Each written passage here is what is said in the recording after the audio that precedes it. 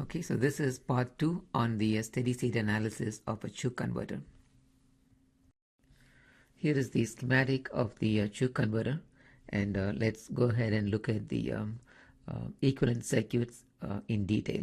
So this slide is on the on interval, that is when S1 is on, and this is the resulting equivalent circuit. So this short is corresponding to the S1 being on, an ideal switch, and the diode D1 is off, and that has been removed here. Okay.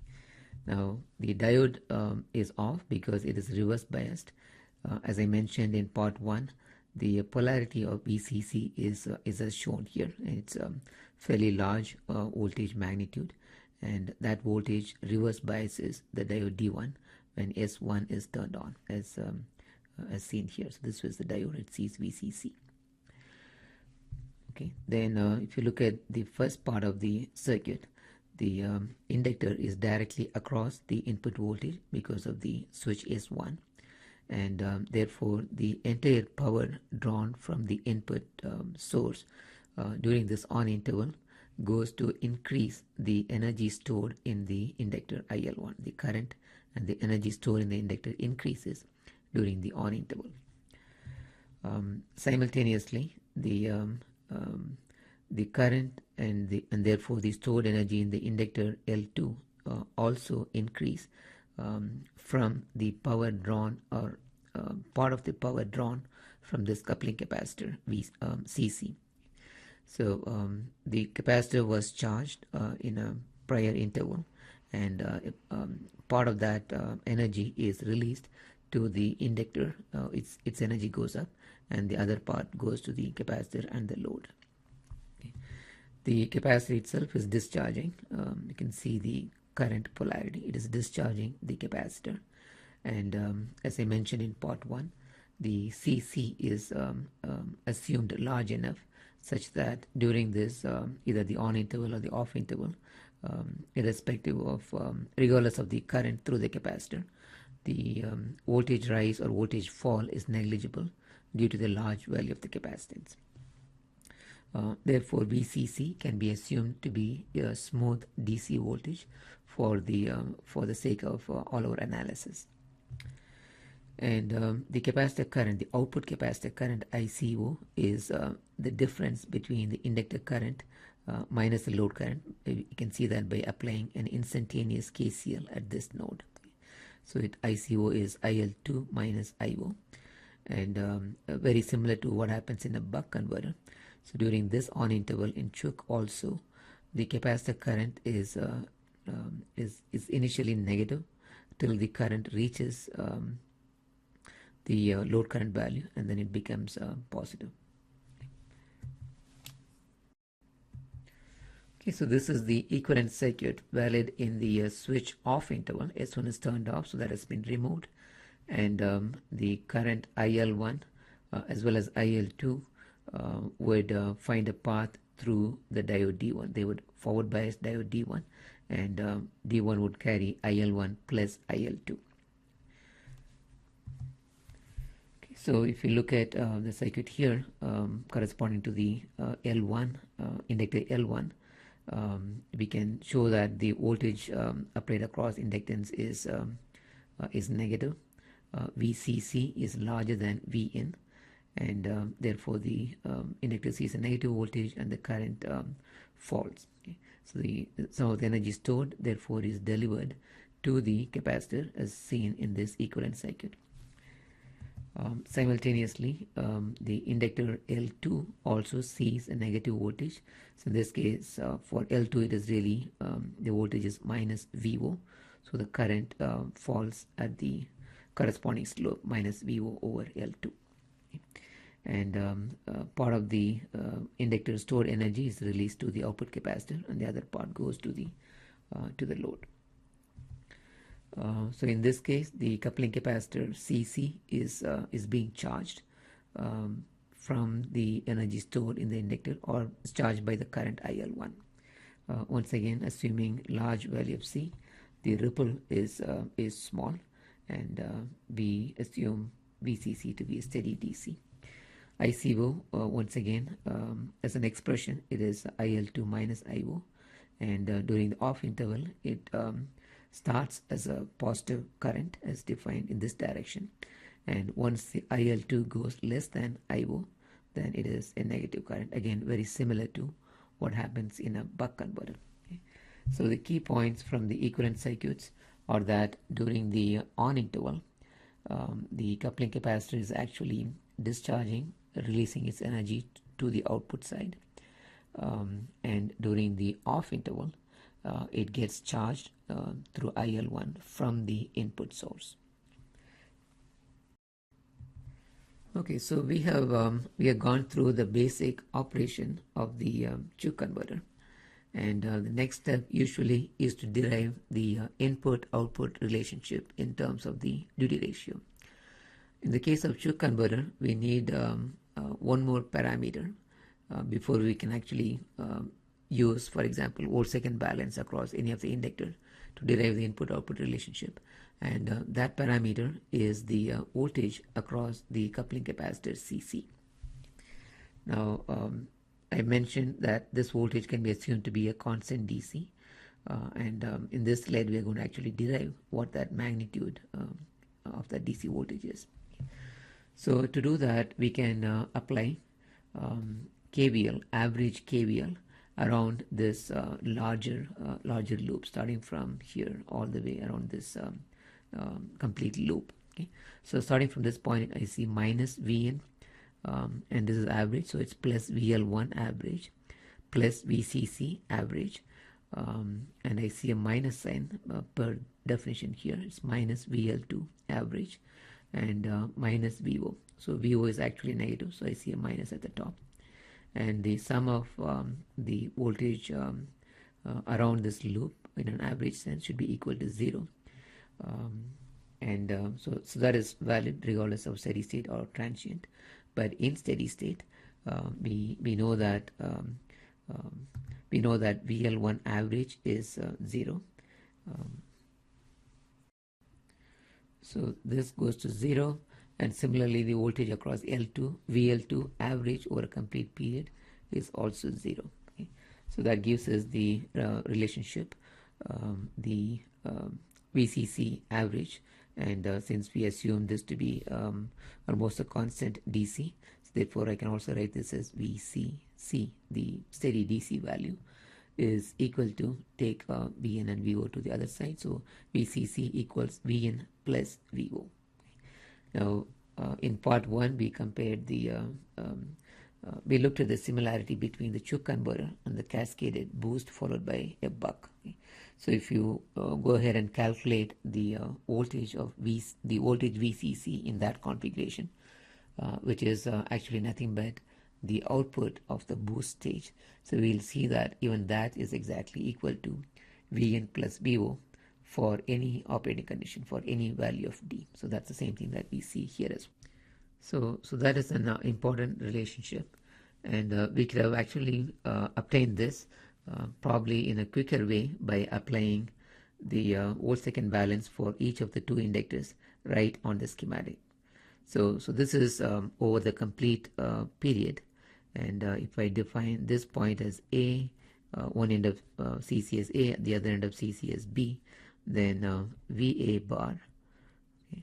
So that is the voltage at this point in an average sense. So that should be exactly equal to Vin, because the average voltage across VL1 average is 0. Okay. So that's VA bar. Similarly, VB bar would be VL2 bar is 0.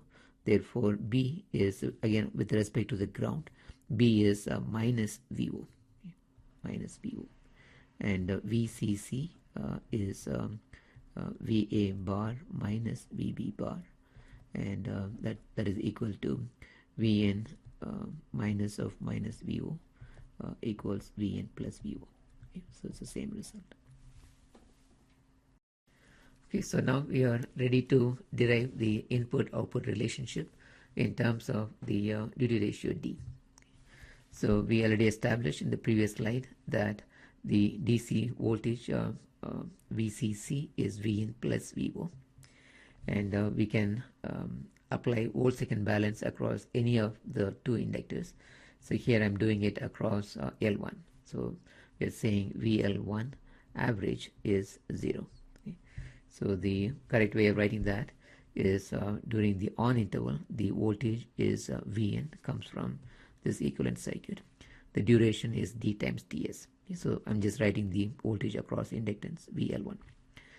During the off interval, the duration is 1 minus dTs, and the voltage across the inductance VL1 instantaneously during the off interval coming from this circuit is Vn minus, because of this short, this end is exactly VCC. So it is Vn minus VCC. Okay, so I write it here, Vn minus VCC. But VCC is nothing but Vn plus Vo. Okay. So and the sum of these two should be equal to 0 in steady state. Okay.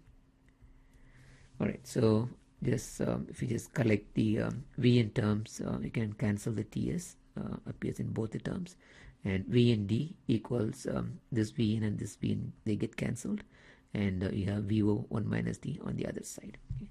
So that gives us the required input-output relationship, which is Vo over Vn for a choke is D over 1 minus D. Okay. So once again, for D greater than 0.5, it is step up. D less than 0.5, it is step down. And once we have the voltage relationship, we immediately have the current relationship by power balance. It's just the inverse relationship. So in this case, In input over the output, In over IO, is D over 1 minus D. Okay, so then we can move on to the waveform analysis. Unlike the other, the three previous non-isolated DC-DC converters that we studied, we don't have to go through each and every one of the voltage and current waveforms. We will only focus on the more important, in fact, the waveforms that have some relevance to the design of the converter, and also highlight wherever there is key differences between the previous converters that we have analyzed. Okay. So the first waveform we will look at is the voltage and then the current of the two inductors. So what is VL1, for example? Okay. So VL1 during the switch on interval from this equivalent circuit is same as Vn. Okay. So it's constant Vn for the entire d times Ts period. During the off interval, 1 minus dTs period, from this circuit, it's actually one end is Vn, other end is VCC. So that is Vn, and VCC we know is Vn plus Vo. So the Vn's cancel, and the VL1 during the off interval is just minus Vo. So that is what is shown here. And again, by small ripple approximation, we can approximate the we can neglect the high frequency ripple in the output voltage. Therefore, this is a flat horizontal line. So what about, so that's VL1. Looks very similar to those of the inductor voltage waveforms you have seen in other converters. Now, what about VL2, okay, which is here? If you look at the, let's look at the off interval. That's very easy to get. The voltage across the VL2 is defined as positive here and minus here. Okay? The current is defined as entering the positively marked terminal. Okay? So here this end is ground and this end is minus Vo. So the voltage across the inductor during the off interval is minus Vo, and that's exactly what we had for VL1 as well. If we consider the on interval, VL2 again defined positive this side. Okay. So this end is always minus Vo, whereas this end now is with respect to the ground, and this switch is on. So this end is minus VCC. Okay. So VL2 during the off interval, during the on interval, it is minus Vo. Minus of minus VCC, so that makes this a plus Vn plus Vo. Okay, so the Vo and this minus Vo cancel, giving you VL2 equals Vn. So that's exactly what VL1 was during the on interval as well. So what we see is VL2 and VL1 have the same voltage polarity as well as magnitude in both the on and the off interval. Therefore, this waveform that we drew for VL1 is also exactly the same as the voltage of L2, VL2 as well. So this is VL1 and VL2. So that's convenient, and once we know the voltage waveform, we can quickly draw the current waveform in both inductors. Okay? We need the initial condition, but the wave shape can be immediately applied, okay? Which is just the integral of this voltage. So here is the current waveform of the first inductor IL1. So the slope during the on interval is Vn over L1, and the falling slope during the off interval is minus Vo over L1. And the average value of the inductor L1, since it is at the input side, the inductor current is exactly same as the current from the input source, or the input current. So the average value is nothing but the average input current IN. Okay. We can also write this in terms of IO, the load current, because IN over IO is D over 1 minus D. What about IL2? Since the voltage VL2 is exactly same as VL1, we expect the IL2 to have the same wave shape, rising slope during the on interval of the same slope actually. It is Vn over, I shouldn't say same. If the two inductance values are the same, then the slopes would be identical. The voltages are identical, so IL2 during the on interval has a slope of Vn over L2, and during the off interval it is minus Vo over L2. Okay. Now, but the key difference between the two waveforms is in their average values. They will not be the same. They will be the same only when D equals 0.5, in which case the input and the output voltages are equal, and the input and output currents are equal. The average value of the IL2 as seen from here is since the average capacitor current is 0, so IL2 in this direction is exactly equal to IO. Basically we're applying KCL at this node. IL2 is ICO plus IO. ICO average is 0, so IL2 average is the load current. That is what is indicated here. Okay. Now it is very important to understand that the waveforms that I have drawn, they correspond to D less than 0.5. Okay. Now how do I say that? We can say that easily by looking at this, for example, the inductor voltage waveform. Clearly the duration dTs is less than, as drawn, is less than 1 minus dTs period. So the D is less than 0.5. The on interval is less than the off interval. I can also say that by looking at the two average current values, IL1 and IL2, or IN and IO. Okay. Now for D less than 0.5, so that's step down application, or VO is less than Vin. So that would mean that the IO is higher than IN, okay, for D equals D less than 0.5. So lower output voltage, but higher output current. Okay. So therefore IO has to be above IN for D less than 0.5. So if D is greater than 0.5, is just the opposite. So we get step up in voltage. VO is higher than Vin, but IO is less than IN, and therefore the IL2 would come lower than IL1. IO is less than IN. Okay, then a waveform that is unique to a Chuk converter is the waveforms of the current and the voltage waveforms of the coupling capacitor. So let's go ahead and look at them. Okay, so let's look at the equivalent circuits. During the switch on interval, the ICC, which is defined going into the positively marked terminal, so that current during the on interval is really minus IL2. Right? So it is this inductor current flowing in this direction, which is opposite of ICC. So during the on interval, the capacitor current ICC is just take the negative of IL2, and that is drawn here, minus IL2. Now if you look at the off interval, ICC is exactly same as IL1, and IL1 is drawn here, so just the same wave shape is brought down, so that will be the ICC during the off interval.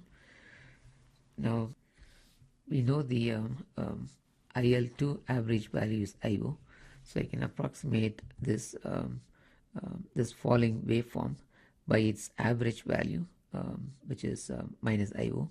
Similarly, this falling waveform again can be approximated by the average of IL1, which is IN. Okay.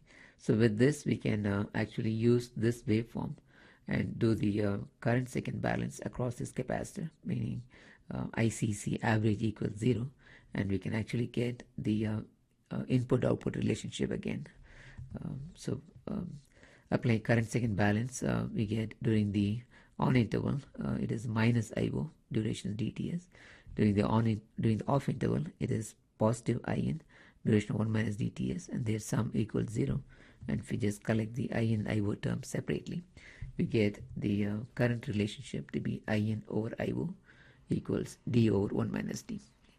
Of course, it is exactly the same as what we derived based on the volt-second balance for an inductor to get the voltage relationship, and from that the current relationship using power balance. So the key point in this slide is the waveform of this capacitor current. So it has fairly large instantaneous values. It can be as high as the load current or even higher than the load current. For example, when input current is higher than the load current.